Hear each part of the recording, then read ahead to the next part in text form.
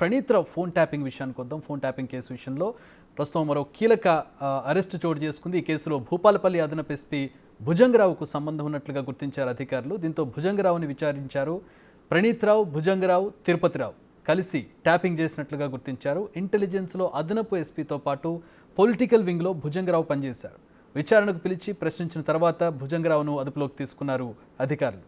So Praneeth రావు phone tapping కేసుకు సంబంధించి మరొక కీలక అరెస్ట్గా తెలుస్తోంది. రైట్, దీంట్లో మరింత మంది బయటకు వచ్చే అవకాశం కనపడుతుంది. మరింత మంది పేర్లు బయటకు వచ్చే అవకాశం కనపడుతుంది. ప్రణీత్ రావును అరెస్ట్ చేసిన రోజు నుంచి కూడా ఇన్వెస్టిగేషన్ చేస్తున్నారు. అతన్ని ప్రశ్నిస్తూ ఉన్నారు, ఆయన నుంచి వివరాలు తీసుకుంటూ ఉన్నారు. ఆ వివరాల ప్రకారం ఒకరొకరిని అరెస్ట్ చేస్తూ వారి నుంచి మళ్ళీ వివరాలు రాబడుతూ ఉన్నారు. మొత్తంగా ఇదంతా ఎటు వెళుతుంది, అన్ని వేళ్ళు ఎటువైపు చూపిస్తున్నాయనేది ప్రస్తుతం ఆసక్తిగా మారింది.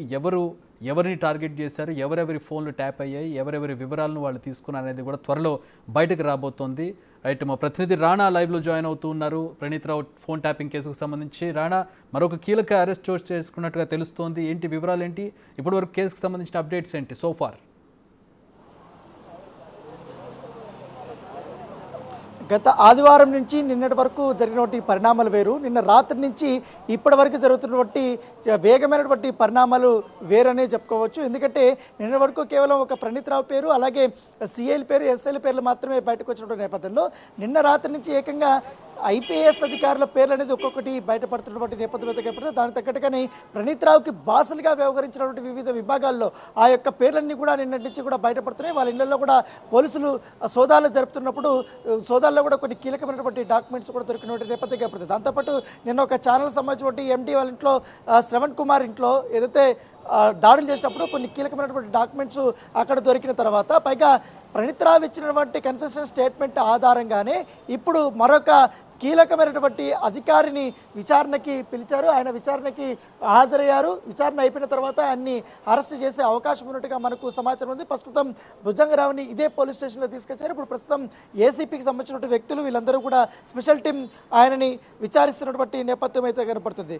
గతంలో ఎవరైతే భుజంగరావు కౌంటర్ ఇంటెలిజెన్స్లో ఆయన అదనపు ఎస్పీగా కూడా పనిచేశారు. ముఖ్యంగా రాజకీయ విభాగానికి సంబంధించి ఆయన రాజకీయ నాయకులకు సంబంధించిన ఇన్ఫర్మేషన్ అంతా కూడా ప్రణీత్ రావుకి చెప్పినట్టుగా, ప్రణీత్ రావుకి చెప్తే ఆ నెంబర్స్ అన్ని ప్రణీత్ రావుకి ఇస్తే ప్రణీత్ రావు ఎక్కువగా వీరి అందరివి కూడా ఫోన్ ట్యాపింగ్ చేసి వారికి సంబంధించినటువంటి కదలికలు కానీ వారి వ్యవహారానికి సంబంధించిన అన్ని ఇన్ఫర్మేషన్ అంతా కూడా భుజంగరావుకి ఇచ్చారు. భుజంగరావు దాన్ని వేరే రకంగా మిస్యూజ్ చేస్తారు. రాజకీయ బీఆర్ఎస్ ఉన్నటువంటి కీలకమైనటువంటి రాజకీయ నాయకులకు అందించారంటూ కూడా దీనిపైన ఆరోపణ. పైగా కేవలం వీళ్ళు ఇన్ఫర్మేషన్ ఇవ్వడమే కాకుండా పెద్ద ఎత్తున కూడా ముడుపులు తీసుకున్నారనేది కూడా వీరిపై ఉన్నటువంటి ఆరోపణ. సో ఎంతవరకు ముడుపులు తీసుకున్నారు? ఎందుకంటే నిన్నటి వరకు నిన్న జరిపినటువంటి సోదాల్లో ఏకంగా మాజీ ఎస్ఐబికి సంబంధించినటువంటి చీఫ్ ఎవరైతే ఉన్నారో ప్రభాకర్ రావుకు సంబంధించినటువంటి విషయంలో కూడా ఇంట్లో ఆయన సోదాలు జరిపారు. తర్వాత భుజంగరావు ఇంట్లో సోదాలు జరిపారు. తర్వాత రాధాకిషన్ రావు ఇంట్లో కూడా సోదాలు జరిపినటువంటి నేపథ్యం అయితే ఏర్పడుతుంది. అయితే రాధాకిషన్ రావు విషయంలో మొత్తం అతను టాస్క్ ఫోర్స్